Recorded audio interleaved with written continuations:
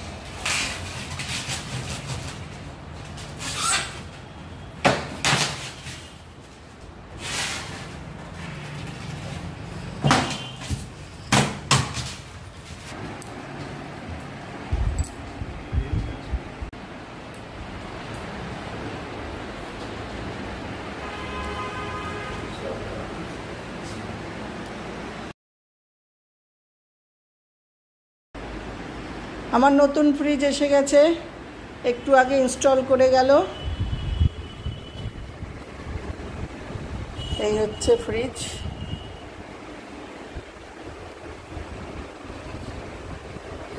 আর এটা হচ্ছে ওপরেরটা।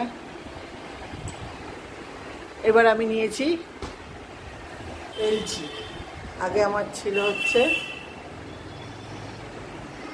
ওয়ালপুলের ছিল, এখন আমি এলজি কোম্পানি নিয়েছি।